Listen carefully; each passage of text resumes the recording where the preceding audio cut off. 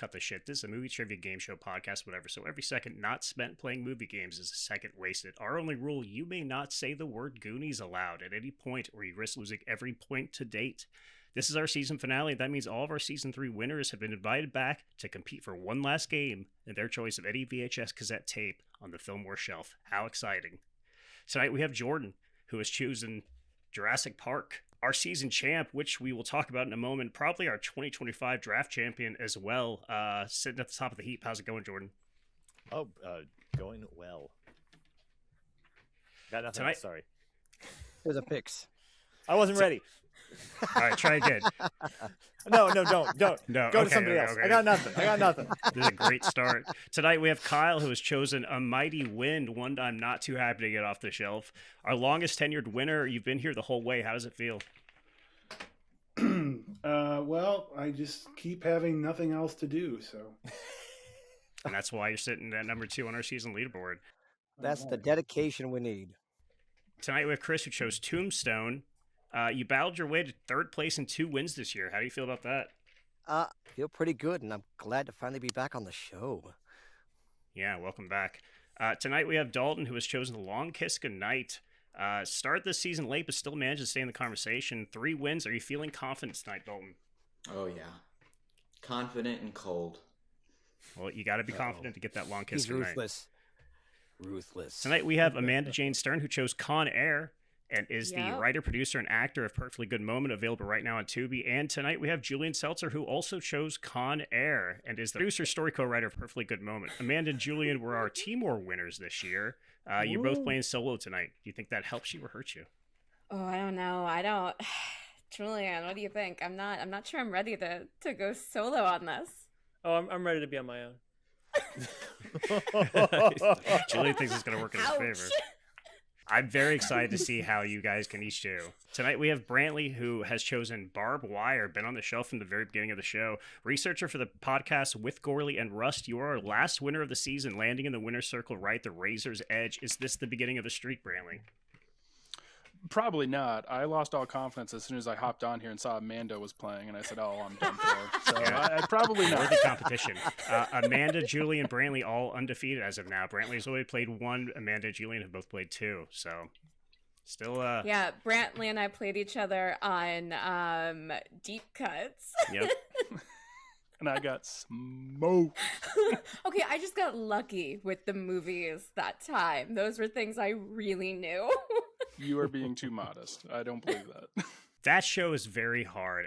Jeff and Alex are on our season leaderboard, which we're going to take a look at right now. Jordan sitting at the top of the heap, 179.7 wins. You are a season champion. You've chosen to take home Deer Hunter on VHS as your season prize. Congratulations, Jordan. All hail Jordan, our season 3 champion. It helps to show up every time. Yeah, it does. You got to play a lot of games to win. This Right. one, You don't have to win a lot of games. If you look at my record, it's not that great. Yeah, but I'm yeah, always 7 out of 17 games or something like that. So, given my Kyle, attendance Chris- record, it's dumb luck that I'm up there.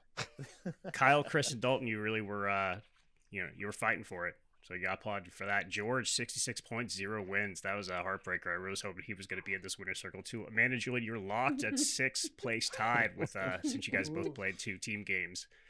Justin, Matt, Lee, also winners. Not here tonight, unfortunately. But all winners. All winners. Lots of wins this season. A lot of tapes won. A Sure. lot of points handed out. I hope you were all paying attention. Tonight, I have pulled previous questions from across season 3, some that were never even on air. Oh, no. Each winner will be asked individual questions. We'll be going in order of your season standings. So Jordan is at bat first, then Kyle, then Chris, then Dalton, then Amanda, then Julian, then Brantley, then back to Jordan. If you get 3 questions wrong, you are eliminated from the winner's circle. Cast aside. So Jordan, you're up first. Your first question is going to be Meetings. From 2008, Yes Man. Here are your 3 titles, Jordan. When he hears that he has to from Peru. One word can change anything from Italy, and your life is open from Denmark. Which one of these titles is correct? Oh my gosh. See, I feel like when he hears that he has to, I feel like I remember that. Oh, God damn it. That's crazy. I believe you did have this question in one of your games. Yeah, so, yeah. It's like I remember memory palace. that title specifically because I think it's funny. I probably guessed it last time. So you're choosing when he hears it, he has to from Peru is the correct title for Yes Man. You know, going by my general rule with this one, where I want to go with the one that I think is the funniest. Yeah, when he hears it, he has to. Okay, Jordan is the first at bat, and he's the first to get an X because the correct title is One Word Can Change Anything from Italy. I bet if you look, I missed that question twice. I believe you did. Not showed out good for your season championship starting off. Okay, so he is fallible, guys. You can take him down. Our next is for Kyle, and it appears to be a stat check. You're pretty good at these, Kyle, so we'll see how this goes. Your stat check is years since the last birth at the beginning of Children of Men from 2006. I remember these questions and not any of these answers. That was hilarious. That's kind of the trick of this episode. We're setting the line at 20 years. Do you think it's been 20 years or less or more since the last birth of Children of Men? I think it's less. Kyle's saying it's less than 20 years since the last birth of Children of Men. He is correct. It had been 18 years, 4 months, and 20 days. We know that because of that's how long baby Diego was alive at the very beginning of the film.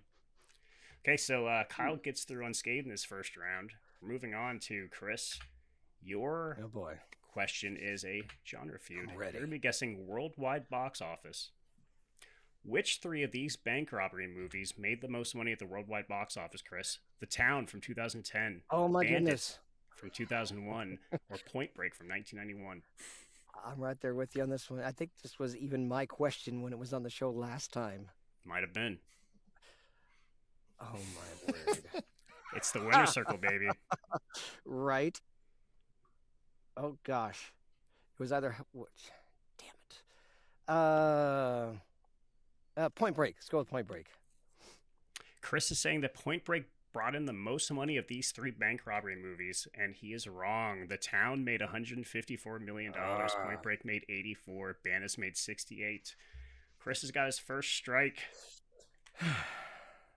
It's all right. I got Still 2 more days. You still got 2 more to go before you're eliminated, so don't fret. Okay, Dalton, you're up. Your question is also a stat check from our Star Wars episode. What was the speed of the asteroid that was hurtling towards Earth in Armageddon from 1998? We're setting a betting line at 50,000 miles per hour. Do you think it was heading faster than that or slower than that, Dalton? Faster?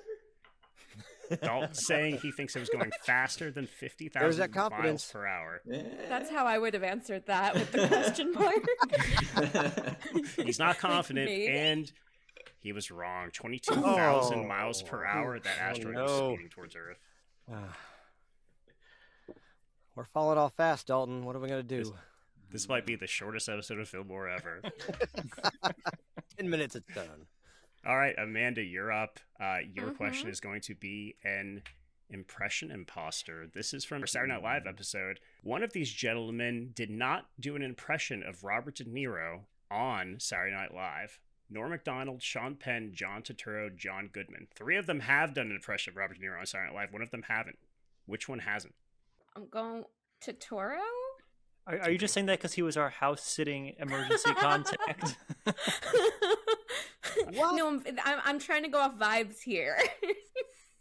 Okay, Amanda's saying John Turturro never did an impression of Robert De Niro on Saturday Night Live, but Norm Macdonald, Sean Penn, and John Goodman did, and no, Norm Macdonald never did. The one SNL cast member proper did not do an impression, but as you can see on the screen, the other 3 did. Turturro looks pretty good there, actually. He looks more like in Al this Pacino. low-res picture. It's like he's doing a Travis Bickle. if it was Al Ray Pacino Romano. playing Travis Bickle. Yeah. All right, Amanda's got her first strike. Moving on, Julian, you're up We're next. all flaming out right now. So far, Kyle's the only one without a strike to his name. Yep. Julian, your game is Meetings. From 1992, Glengarry Glen Ross, personal favorite of mine. Here are your 3 titles. Seller for Sale from Denmark, Men Under Pressure from Brazil, or Desperate Deals from Mexico. One of these is correct. 2 of them are bullshit, crafted by me. Which one's correct?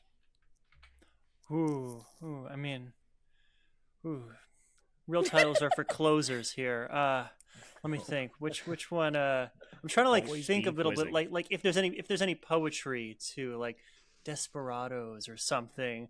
I feel like that's a little bit of a decoy. They're pretty direct in Denmark. They let you know what's happening. I'm gonna go with Seller for Sale.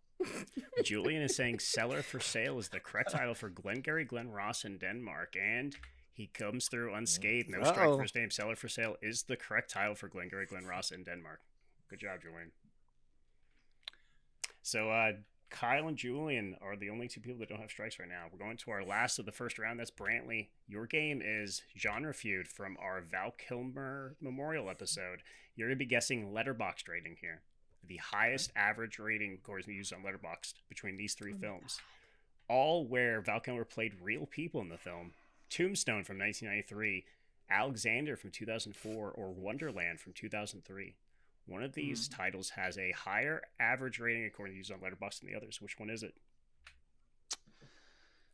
My immediate gut is saying, like, well, Tombstone. I mean, like, Tombstone's like a classic, right? It's got to be that one. But then I'm wondering if, like, you know, so many fewer people saw Wonderland, but it was, like, highly regarded. Does that score bring it up? So kind of between those two, but I'm going to stick with my gut, and I'm going to say Tombstone.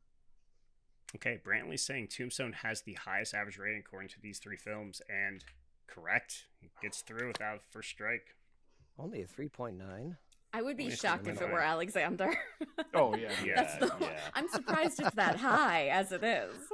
2.7, you know, there's a director's cut, which I imagine is kind of a mix from both of these right here. and He's done a people- couple of cuts, hasn't he? People like the director's cut better. I would be interested to see it. I saw the original in the theater, and it was like not good, but I'm surprised you admit that. yeah, Right, no, yeah, totally. Not good. You know, dude, Val Kilmer was great in it. Honestly, he was really great in Right, it. yeah. It's not a big part, but there He there plays was like Alexander's father, Angelina correct, Jolie, right? like 2 years older than Colin Farrell and playing his mother. You know, that's funny. We yeah, did probably. a stat check based on that very question. I don't have the data in front of me, though. But yeah. Yeah. yeah. No, I'm pretty no, sure It's a she's very only close age there's gap. only a 2 or 3 year age difference between the two of them. it wasn't good, but it was so badly edited that I could imagine there's a better cut of it. Because there's a lot of interesting production stuff going on. You know, they got like elephant battles and shit like that, but Right. then it's like chopped A lot up of money thrown really, at it. Yeah. really badly. Yeah, so I would like to see what a different cut of it could look like. All right, we're through our first round. Kyle, Julian, Brantley are the only three that don't have a strike yet. Everyone else does. Jordan, Chris, Dalton, and Amanda. We're going back to Jordan for his second round question. It's another stat check. How many movies have Tim Burton and Johnny Depp made together? I'm setting that line at 7 films. You think it's more films or less films than that, Jordan? Okay, wait, hang on a second. Before we got one strike, you want to get 2. Such a young photo of Johnny Depp. More or less than 7, Jordan? God, 1 strike on the books already. yeah, you're really fucking with me here. You've been in so many games. I'm sure this one came from one of your games as well. Yeah, so yeah, no, I know. I'm Really, sure it this did. this problem falls with you. Yeah, what could be wrong with my memory? There's I'm just gonna. There's Edward Scissorhands. There's he did those 2 fucking Alice in Wonderland movies. They did that Dark Shadows movie. Ed Wood, of course, obviously. I had thought of another one that is now escaping me. I was at 6 earlier. I'm gonna go under. Jordan is saying that Tim Burton and Johnny Depp made less than 7 films together, and he didn't realize that the second Alice in Wonderland was not directed by Tim Burton. Yep. The true number is 8. Edward Scissorhands, Ed Wood, Sleepy Hollow, Charlie and Chocolate Sleepy Factory, Hollow, Corpse Bride, and Sweeney the Charlie Todd, Dark fucking hell. Shadows, Alice in Wonderland. Yeah, 8 films. Yep. Jordan's got his second strike. He produced the second Alice in Wonderland. Sure. It's someone else who directed it. Yep. You know, the I first just know one was. Julian and I have fucked up with that exact thing on Cinematrix, and Oh my that's why I God, know for he sure. didn't direct Alice Through the Looking Glass. There you go. Jordan, our season champion, might be the first eliminated here tonight in the winner's circle. All right, Kyle, your fitting. question is a genre feud. You're going to be guessing worldwide box office. Which one of these 3 teen murder movies made the most money at the worldwide box office? Jawbreaker from 1998, Heathers from 1988, or River's Edge from 1986? Jawbreaker, final answer. Oh, jumping right into it. Kyle is saying Jawbreaker is the teen murder movie that made the most money at the worldwide box office, and he is wrong, unfortunately. River's Edge made $5 million. Jawbreaker only made $3 million, and Heathers made a criminally low $1 million. Kyle gets his first strike. Okay, I got the same reaction I had last time on this one because I think I got the answer wrong last time too. I was like, I never even heard of that. What the hell? I think Yeah, I Shay never heard said of it criminally low about Heather's last time too. Yeah, River's Yeah, Edge is probably. Keanu Reeves' first film, or maybe his second film. Not a good Really? one. I hate that movie. So how did it make so much? Never seen it. Yeah, it was but you know, it had a good cast in the '80s, so people went out to see it a little bit. Jawbreaker and Heathers, both great. according Is to it me. like the one where they're around a river and There's an edge to it, yeah. There's an edge to it. there's a bit of an edge? I think I might have seen So that. you have seen it. Okay, Chris, you're at bat. You have Oh, a something soundtrack easy. blues, which comes boy. from our Wes Anderson episode. So I hope you know Wow, your Wes wasn't on Anderson this movies. one, yeah. Here are 3 songs from a Wes Anderson movie. You're gonna guess hell. which movie those 3 songs came from. Ramblin' Man by Hank Williams, Cold Cold Heart by Hank Williams, and Honky Tonkin' by Hank Williams. Did that come from Moonrise Wow. Kingdom, French Dispatch, Asteroid City, or the Darjeeling Limited? Wow, I've One of only these songs seen had a bunch of one- Hank Williams in it. Which one was it? Only seen one of the 4 of those. Oh, hell. I have no freaking idea. Yeah, take a shot in the dark. You know what? I'm going Shot in the Dark, Moonrise Kingdom. Okay, Chris is saying these 3 Hank Williams songs came from Moonrise Kingdom, and he's correct. Ah, Good look job, Chris. at that. Wow, Chris. I good knew it job. wasn't Asteroid City. It was the only one I'd seen, and I knew it wasn't that. That was the only one you've seen? Yeah, of those Yeah, 3. yeah, I mean, Jordan, of how those many 4. times have I not seen Nope, something? You're nope, honestly nope, shocked. yeah. Right, yeah. Nope. I'm surprised you've You're right, seen you're right. Asteroid City of those 4. Yeah. Well, That's, went- that's all I meant. It was like that was the. Oh. I would have guessed well, I mean, Moonrise Kingdom. I think that's probably his more, I don't know. When I saw the broad trailers, film. I'd wanted to catch it in the theater and I missed it, but I made a point to watch it because the genre, the way they set that up, the whole atmosphere of everything, it was totally my thing. I loved it because of that. Okay, Amanda, you're at bat. Your game is Multiverse Theater. Wait, is Multiverse Theater the way that the guy who played Munch in Law and Order SVU is also in like Arrested Not Development. quite, not quite. Okay, Yeah. your in Sesame Multiverse Street, Theater the even as X-Files himself. and the X Files? I'm actually Yeah, pretty yeah. sure this one did come from your episode. Your Oh, God. Multiverse Theater is Chris Farley. I'm going to name 3 projects that he may have considered. 2 of them are real projects he was almost actually in. One of them is not. Oh, this was our episode. Yeah. Holy shit. Dazed and Confused, a Confederacy of Dunces adaptation, or The Cable Guy. 2 of these projects he was almost in. One of them he was never considered for. He was Which never one was he considered never for Dazed and considered for? Confused. You're saying Dazed and Confused? Wow. Dazed and Confused. Amanda's jumping in head first, saying Dazed and Confused. Right. She's correct. Yes. Wow. No mark. That makes sense. You were on Yeah. He was attached to a Confederacy of Dunces, as have a lot of major comedy actors that have died, unfortunately. And he was originally going to be the Cable Guy. Hmm. I think I got that one right last time too. I believe he did. I got that wrong last time for sure, man. Picture him as Alright, well, Cable Guy. I hated Julian, that I've movie, got good news for you because you've got 2 chances to get this one correct. You've got meetings this time. There's going to be a lot of titles on this next page, but 2 of them are correct and the rest are not. So you've got double chance to get this one right. Your film is Inception. The titles are Sleepwalkers from Hungary, Genesis from Bulgaria, Change My Mind from Norway, Memory Shift from Italy, Dreamcatchers from Greece, and In the Minds of Others from Spain. Like I said, 2 of these are correct, so you've got a double chance of getting it correct. Name 1 correct title from this list.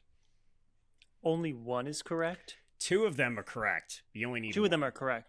Only You one. only Good need Okay. odds. But you Ooh. Sleepwalkers, Genesis, Change My Mind, Memory Shift, Dreamcatchers, In the Minds of Others. All right, I'm throwing out In the Minds of Others. I still don't feel like that's does it remind you too much of the lives of others? the lives of others. Yeah, I feel like that's gonna get lost in translation a little bit there. I don't know. I think I'm sticking with Scandinavian culture. I feel like again it's pretty direct. Change my mind. I'm going with Norway. Hey, That's my answer. Julian Change is my saying mind. Change My Mind is the correct title for Inception in Norway. Let's see if he's I like the right. consistency. Yeah. Yeah, get He your, is get your not, copy. unfortunately. Oh. Genesis is the correct title for Inception in Bulgaria, and Dreamcatchers is the correct I title knew for Inception in Dreamcatchers. Greece. You wouldn't Oh, think so. I There you wouldn't have go. gotten any of those. I Julian like gets how his you first strike. said "change my mind" like Yeah. you were a New York Italian. Like change my mind. Change my mind. That's how they say it in Change my Norway. mind. It's very weird, very strange. Is it? Okay. It's in Oslo's Little Italy district. Yes. Yeah. All right, Brantley, you're closing out our second round. You are the only person that does not have a strike against them yet. Your game is Feature Feud, also from our SNL episode. You're going to be guessing the worldwide box office from all of the SNL feature films. They are, of course, The Blues Brothers, Wayne's World, Coneheads, Wayne's World 2, It's Pat, Stewart Saves His Family, Blues Brothers 2000, A Night at the Roxbury, Superstar, The Ladies' Man, and MacGruber. Which one of these films brought in the most money at the worldwide box office? Okay. Worldwide. And is this adjusted for inflation? It's not. unclear. No, It's no, not. it's not. Okay. Well, I feel very confident it's not. It's Pat, Stewart Saves His Family, or MacGruber. I think You those don't think all. it's pot? I think those notoriously were all poorly. I really not liked box It's office Pat. hits. And I love. I really like MacGruber. I was- Stewart Saves His Only Family. I just one. watched that again the other day. Yeah. I was one of the 12 people who watched MacGruber in the theater. MacGruber. Also, Boy, Christopher Nolan loves it. hey, it's good taste. I feel like I'm narrowed down to 3 between Blues Brothers, Wayne's World, and Coneheads. But the fact that it's not adjusted for inflation makes me wonder if like Blues Brothers is out of it, and that maybe like Wayne's World or Coneheads did more overseas. boy. I mean, Wayne's World's the only one that spawned a sequel besides Blues Brothers 2000. And it which took that one a while. yeah, and it took that one a long time. So I think I'm going to go Wayne's World, but I'm not confident at all. Brantley is saying that Wayne's World is the most financially successful film that Saturday Night Live has birthed, and he's correct. $183 million Wayne's World brought in. Yeah. Brantley remains unstriked right now.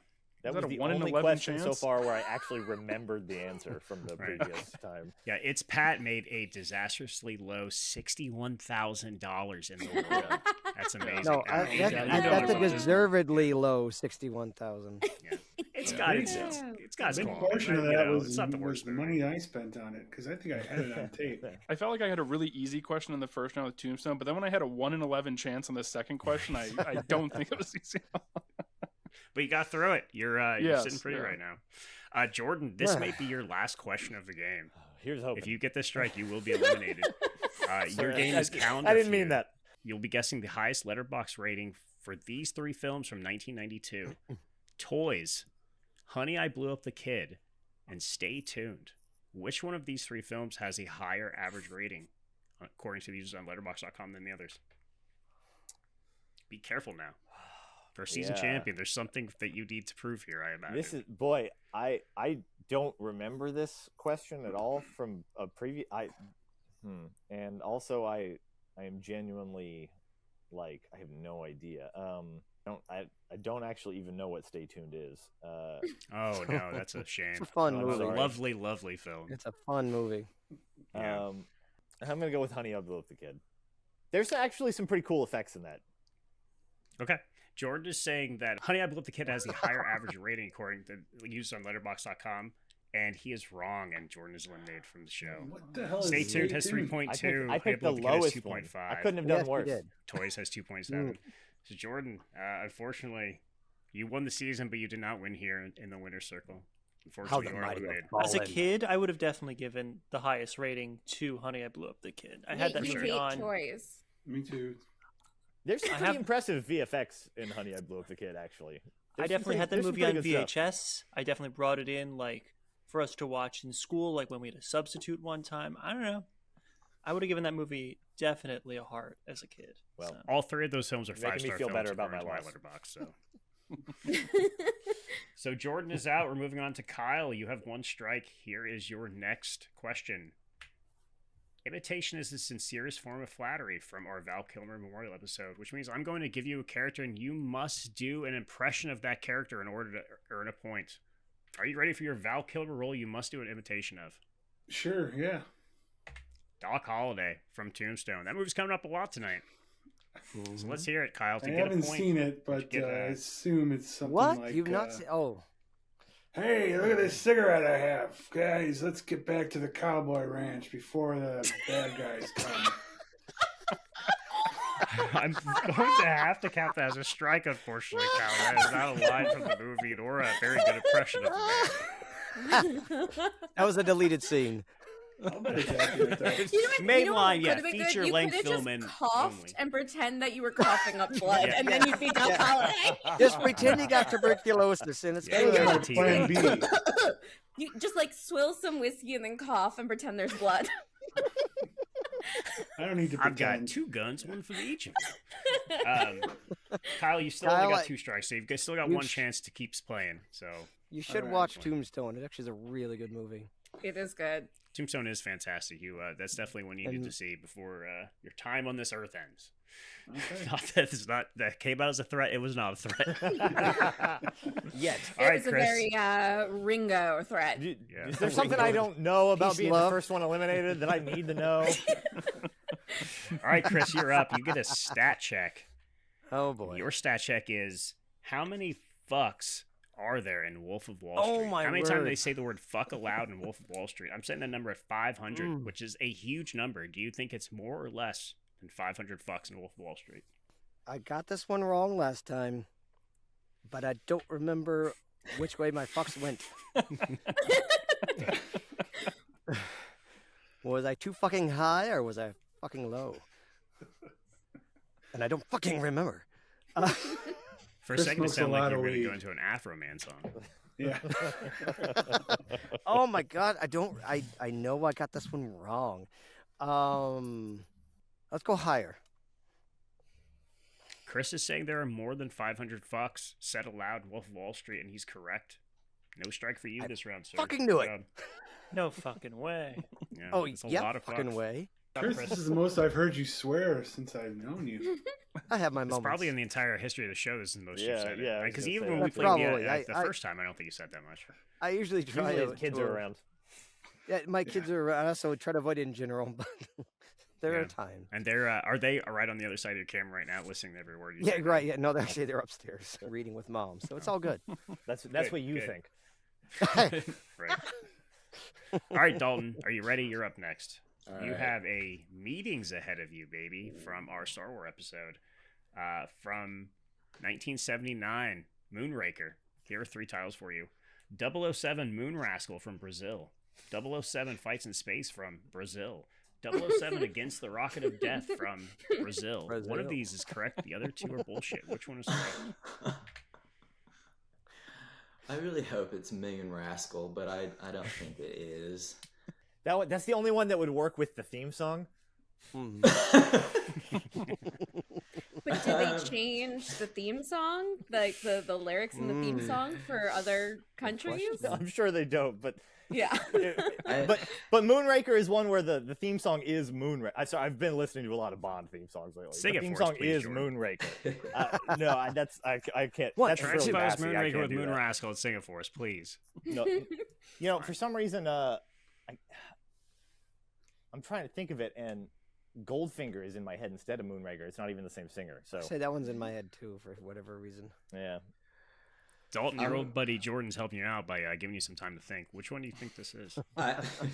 Thanks for that, Jordan. no problem. It Teammates. didn't really help because Hey, I've never seen this movie and don't know anything about it. Would but, it help? Would it help from what you see on the screen ahead of you? I think that I'm gonna go with Against the Rocket of Death. Okay, Dalton is saying 007 Against the Rocket of Death is the correct title for Moonraker in Brazil, and he's correct. No Nice. strike for you. Ooh. Good job, Dalton. Okay, Amanda, back to you. Mhm. Your game is Oh boy. allocating accolades. You'll be choosing of the 3 films which earned the most Academy Awards during its year of release. These were all 3 films that won Best Makeup and Hairstyling at the Academy Awards from 1995, Braveheart, From 1984, Amadeus, and from 2014, The Grand Budapest Hotel. One of these films earned more Oscars than the others. Which one is that? Braveheart. Okay. Oh, it's Amanda is saying Braveheart. Braveheart from 1995 earned more Oscars than the other two, and she is incorrect. Amadeus earned 8 Oscars in Ooh. That was 1984. my second option. I I was would've gone never with going with Amadeus Budapest because- Hotel. Look at the Braveheart headpiece won that 5 guy's in wearing. 1995, and Budapest won 4 in 2014. You got 2 strikes, Amanda. Budapest, man. See if your former teammate can do any better. Julian, your game is Former teammate. High Low, another one from our SNL episode. You'll be guessing between the 2 films which one had the most SNL alumni cast members in the film. Your 2 films are Grown Ups and Grown Ups 2. Between Grown Ups and Grown Ups 2, which one had more SNL alumni cast members within its total runtime? Ooh, I mean, trying to think if either of them takes place in a better location. Is there a better excuse for more SNL cast members to show up, or is the fact that it's not so far afield means they can get more people? You know, I think I'm gonna go for the classic. I think it's got to be the first Grown Ups. Julian is saying the first Grown Ups had more SNL alumni cast members in it than Grown Ups 2, and he is incorrect, unfortunately. They really bumped it up for the sequel, 8 to 15. You know, you're making some classic do a standouts lot in of heavy the- lifting there, describing those movies. Yeah. The only person that didn't return from the first to the second, as we found out on our SNL episode, was Rob Schneider. Something that's happened Rob there. Schneider. Wonder what that was. I think we all Huh. know. Yeah. Doesn't get invited on the group vacations Yeah. anymore. Nope. But, you nope. know, I hear they're making a third one. I heard that he's coming back What? from that one, so I Well, guess Oh, you know, did he didn't you hear Woke change- is money dead? solves all issues. Julian gets another strike. All right, Brantley, still strikeless. You've got one coming up at you. Calendar Feud. You'll be guessing letterbox rating from 3 films from 1997, and this one's going to be hard. Here are 3 films from 1997: Titanic, Boogie Nights, Jesus Christ. Jackie Brown. Which one of these films has a higher average rating according to users on letterbox.com? It's going to be like a 4.1 versus a 4.2 versus a 4.3 or some shit. I will tell you the winning one is a 4.2, so there you go. 4.2. Okay. Yeah. This is the winner's circle, baby. You got to heed I the call. know. This is a tough one. I will tell you, I don't think a single person got this one right when we played it. Wow, that does not make me feel any better about the one I was leaning towards. Yeah, Yeah, I don't remember the answer on this one. I don't know. I guess, but it's probably wrong.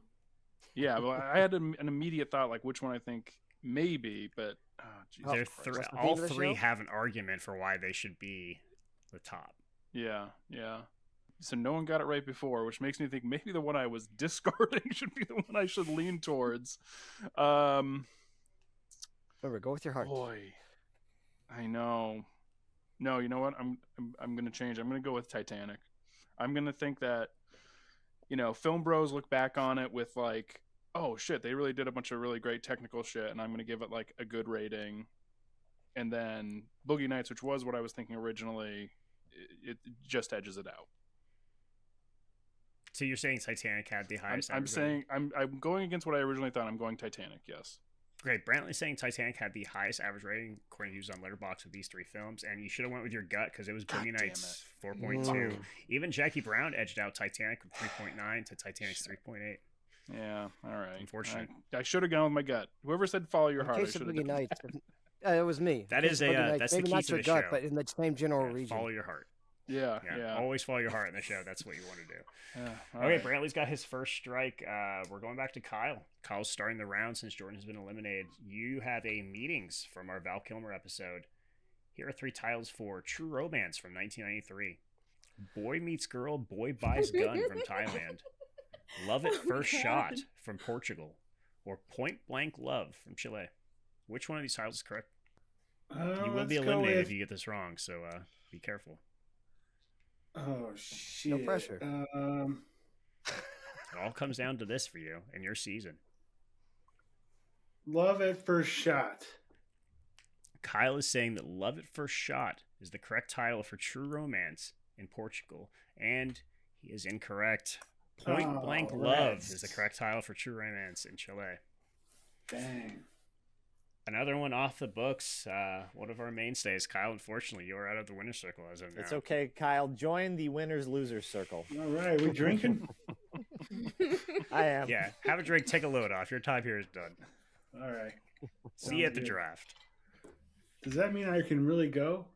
No. I mean, if you really want to get out, if you really want to drop Loves out being that's here. fine. Loves being here. Wants to be nowhere else. I could sit here a little longer. Chris, we're on to you. You get another stat check from our Wes Anderson episode. Oh, Your stat check is that wasn't done.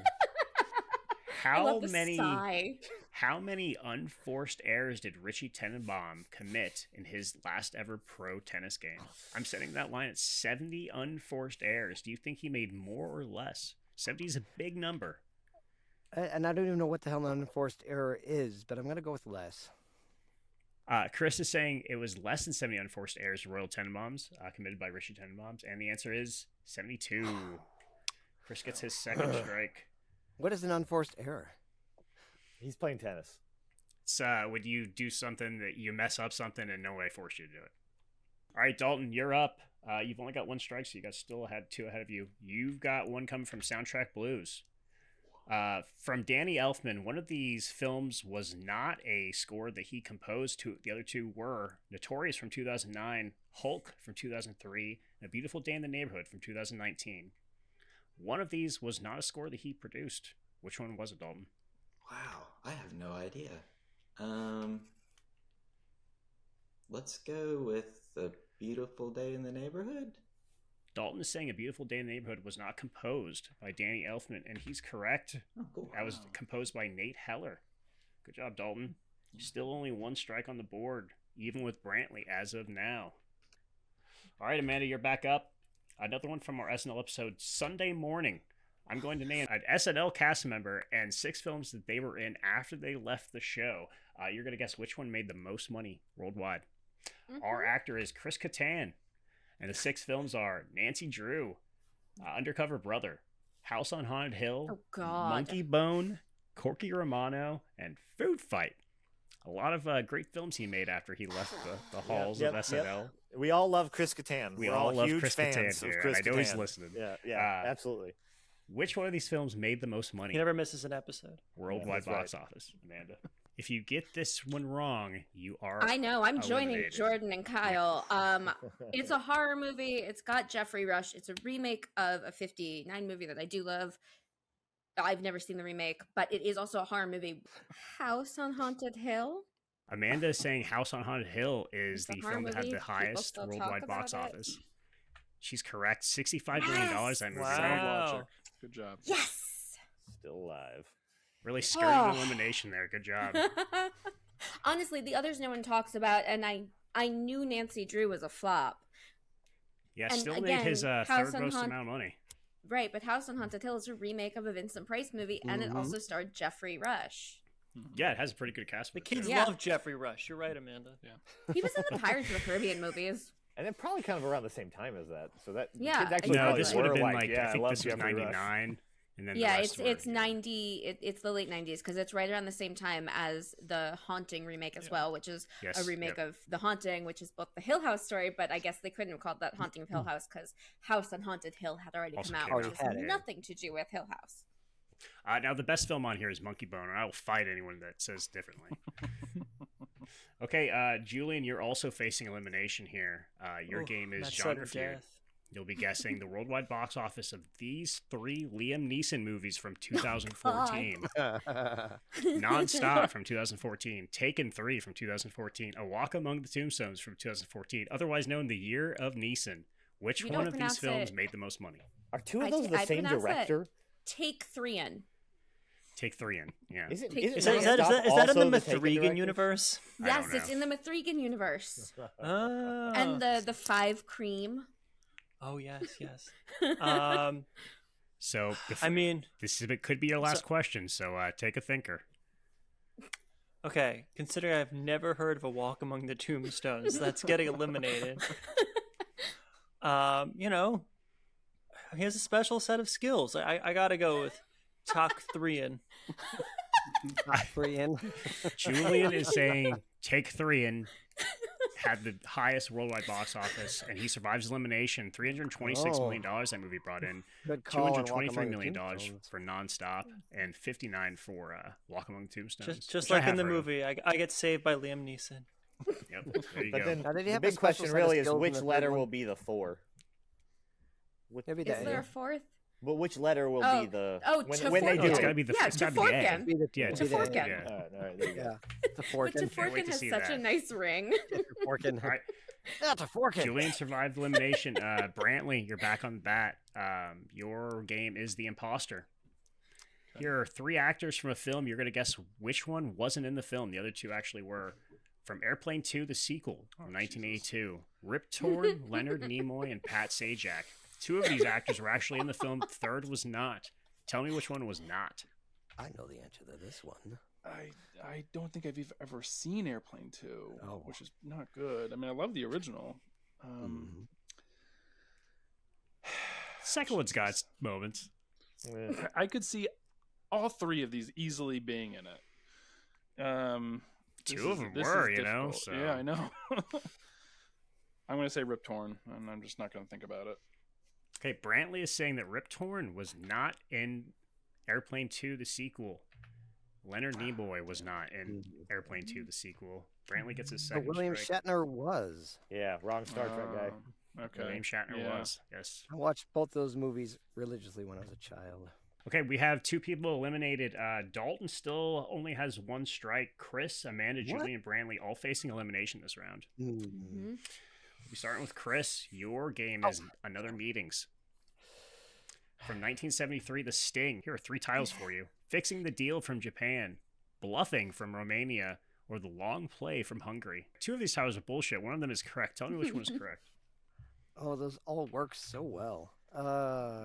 I like Fixing the Deal. It's probably wrong, but I like it. All right, Chris, you're facing elimination, and you are choosing Fixing the Deal for the correct title for The Sting in Japan. And the answer is Bluffing from Romania. Damn. Unfortunately, Chris has gotten his 3rd strike and is out of the game. I wouldn't have lost. My second guess was Long Play, so I was out on that one no matter what. Bluffing. It was fun, everybody. Bye, Chris. You played a good game, though. You got pretty close. Played a good game. Okay, Dalton, you're the only original OG Filmwar contestant left in the mix. You've got a game coming up right now, and that's another stat check. How many times do they say the word Barbie in Barbie? I'm setting that line at 350 Barbies. Do you think they say Oh, it my more than 350 times or less than 350 times, Dalton? Remember, you're playing for glory Hi, here, but you Barbie. still only have 1 strike. I watched the first 10 minutes of this movie, and they say it a lot. So then maximize that number by 15. Yeah. So You I'm got a gonna safety go with, anyway. higher. I don't fucking know. Higher. Dalton Higher, is Barbie. saying- Dalton is saying they say the word Barbie more than 350 times in the movie Barbie, and the answer is lower, 267, unfortunately. I mean, that's a lot of Dreadful movie. Barbies. Fewer That's Barbies. a lot of and Barbies. there 2 a were minute fun. at enough. least. Did you put shrimp on any of them? So Dalton has his 2nd strike now. All right, Amanda, your next game is it's another multiverse theater. The luck of the draw. Your director, Brian De Palma. Here are 3 films that he may have considered and may not have. 2 of them are real projects he considered. 1 of them is not. Those projects are Paranormal Activity 2, The Truman Show, or a biopic of Bill and Hillary Clinton. So the biopic Which- of Bill and Hillary Clinton. Jump right into it. Amanda's I saying think. that Brian De Palma never considered a biopic I of the think. Clintons. I And think she's correct. Oh, job. Survived elimination. Well because done. last time I said Paranormal Activity 2 and that was wrong. Oh, There you you go. See, you pay attention. Oh, You does see better in the show. See, this works if I remember it. I remember things really well when I know them. Good job. Good job. couldn't you also say I know things really well when I remember them? Yeah. Yes, sure. Solid advice. Is she wrong? I mean, Right? No, it works. That's usually how it works. yeah. I'm All right, gonna Julian. top myself up here. Sorry, Yeah, Joel. take a I can't celebratory bring this drink. down to you. Yeah, I'm down in the dungeon in the basement. Well, let's see if you deserve it. You've got another game up, Julian. You're facing elimination. It's another stat check. This is from Okay. our Oscar special, the Walt Disney Award.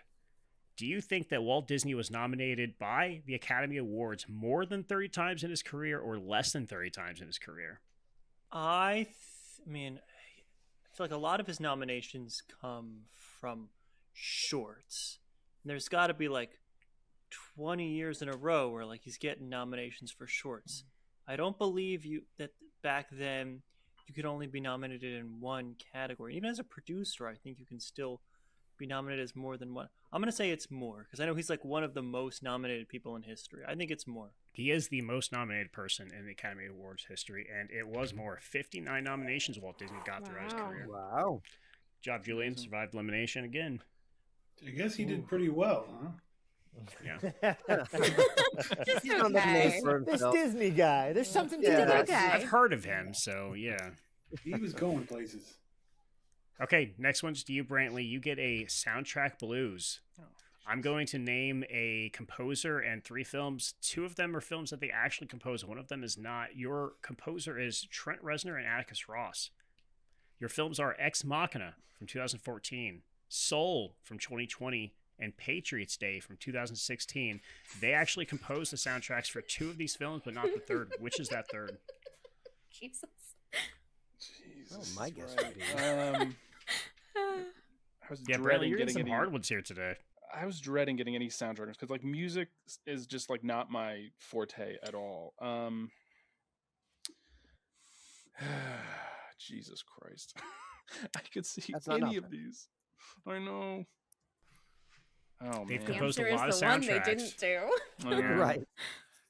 I mean, I'd never even heard of them doing an animated film, so I'm immediately like, oh, it's probably Soul, and then I'm like, no, it's probably like a trap, and you're getting sucked into it. But yeah, Maybe that's the trap. Right. yeah. Whatever. I'm gonna say Soul. It just doesn't seem like their style either when when it comes to composing the score. But who knows? I could be completely wrong. Brantley is saying that Trent Reznor and Atticus Ross did not compose the score for Soul, and he is incorrect. They did not compose the score for Ex Machina. Jeff That was Barrow it. and Ben Salisbury The did. one that That was actually the seems like other they one. would do. I know. That was like I'm like they Right. probably didn't. I'm like no, that's probably the trap. And I fell Gosh. for it. So there you I go. would have got Unfortunately, stolen that one, Brantley too. has been eliminated. That was his third Damn. strike. Started so well. All right. We are down to 3. Dalton, Amanda, Julian. We're gonna start with Julian, if one of Dalton. us beats Dalton, we get Con Air. It comes to the Yeah. same apartment no matter which way. Yep. Dalton, you got to Okay. hold it for us. You got to hold it. These outsiders can't win. Dalton, yeah, you gotta keep the outsiders from winning. I don't like to say that. Yeah, we're all insiders here now. That's right. That's right. They've We're all been I think they've on done, it they've several done 2 times now. episodes. Right, yeah, Friends yeah. of mine haven't even done 2 episodes. So Yeah. okay, Dalton, you're up first. You have a calendar feud. Here are 3 films from 2002. You'll be guessing which one has the highest average rating according to users on Letterboxd.com. This is another doozy. Road to Perdition, Gangs of New man. York, Oh my and lord. Narc. One of these films has a higher average rating than the others. Which one is it? Cameron Diaz's Irish accent. Yeah. I'm DiCaprio's just gonna accent's not much better. say Road to Perdition.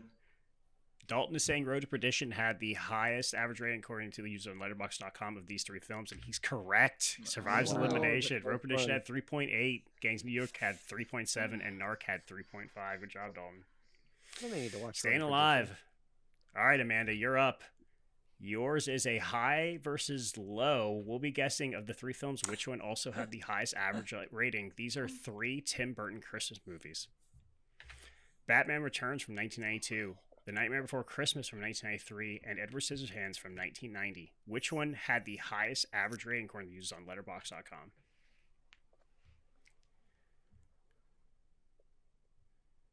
Nightmare Before Christmas?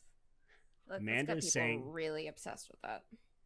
Amanda's saying Nightmare Before Christmas has the highest average rating according to the users on Letterboxd.com of these 3 Tim Burton Christmas movies, and she's correct. 4 stars for Nightmare Before Yes. Christmas, 3.9 for Edward Scissorhands, and 3.6 for Batman Returns, which I know, Jordan, you don't like My that, right? It's my favorite Christmas movie. Yeah, true 5-star movie. A kiss can be deadly if you mean it. Just watched it yesterday. Amanda stays alive. Okay, Julian, back to you. Your Julian, game stay in is the game. Meetings and Failures in Meetings from our Val Kilmer episode. Your film is Heat from 1995. Here are 3 titles for you. Fire Against Fire from Argentina. 2 Men at Odds from China. Or LA Shootout from Japan. Which one is correct? Answer on this one. I feel like I remember this and I would have gotten this wrong last time. I think I liked Fire Against Fire last time and it wasn't right. So I'm going with LA Shootout. Julian is saying that the title LA Shootout is the correct title for Heat in Japan, and he should have went with his heart because Fire Against Fire is the correct title for Heat in Argentina. Amanda, you gotta stay alive now. Yeah. The quest for Con Air lies with one person the now. Second person to be eliminated, so Right. So we are down to 2, Dalton and Amanda. It could all end right here. Dalton, your game is from Genre Feud, and here are 3 films that feature a person pretending to be a psychic. These are not a mind reader films. Nightmare Alley from 2021, Ed Wood from 1994, or The Frighteners from 1996. Which one of these films made the most money at the box office, Dalton? Oh boy. Shit. Nightmare Alley? I really don't know. Dalton is saying Nightmare Alley was the film that made the most money between these 3, and he is correct. $40 million that movie brought in. Frighteners brought in Ed 29. Wood didn't make a lot of money? And Ed Wood only made $6 million. That's a fucking crime. I'm kind of surprised The Frighteners made as much as it did. And Yeah. I love that movie. Yeah, I love The Frighteners, yeah. Yeah. Ed Wood is the best Tim Burton movie. All right, Ed Wood is Amanda. the only one I have This- seen. okay. This could be the last question of the game. If you get this wrong, Dalton is our champion for the night. If not, we go to another round. You get an imposter from our Wes Anderson episode. Your film is The Grand Budapest Hotel, and here are 3 actors. Owen Wilson, Luke Wilson, Bob Balaban. 2 of these actors were actually in The Grand Budapest Hotel. The third was not. Which one was not, Amanda? Quick, zoom in on the picture. I'm nixing Bob Balaban. I think it's a Wilson brother. I feel like Owen's not in this movie. Okay, Amanda is saying Owen Wilson is not in The Grand Budapest Hotel. And the answer is Luke Wilson. Damn which it. means that Dalton is our winner's only champion. Yay, Dalton. Way to go, Dalton. So Good job, close. everybody. I feel like a real winner. You even the last time we talked in the chat, you couldn't even remember if you had won a game before. So Yeah. this is pretty good for you. That's why I displayed my tapes this time. That's so everyone knows. So yeah, congratulations, Dalton. That's all from Filmwar. We have our second winners only champion. All hail Dalton. He's taking home a copy of The Long Kiss Goodnight on Which I'm VHS. super excited about. I love Yeah, that movie. you picked a good one. He You played better the hurry up long and game. ship it because the shipping is so long these days. Yeah. Follow us on Bluesky at Filmwar. View our full video episodes at youtube.com/@Filmwar, at thefilmwar.com. Rate us, share us, kiss us, thrill us. Jordan, where can we find you? Well, I haven't posted there in a while, but I'm going to this week. Lamplighter Productions IL on Instagram. Okay, wonderful. Kyle, where can we find you? YouTube, TikTok, Kyle Trash, and Instagram, Kyle Tash. Okay, Chris, where can we find you? Just here on Filmwar. Okay. And True the Blood. Improv. Yeah, Yeah, it's Zoo I got Improv. nothing. Yeah. I got nothing. Yeah, that's in the Zoo Improv.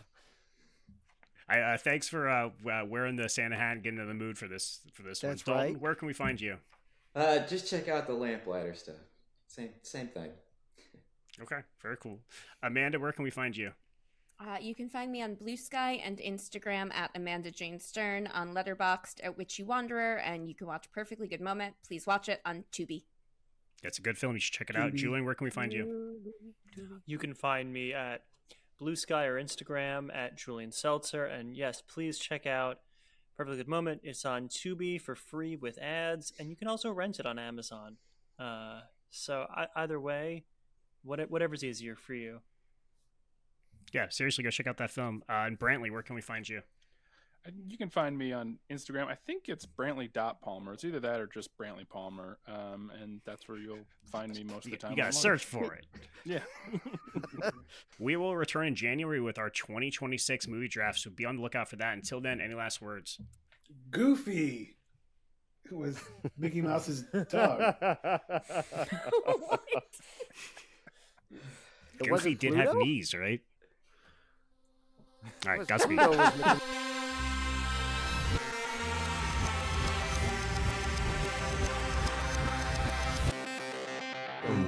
A 1,000-yard stare.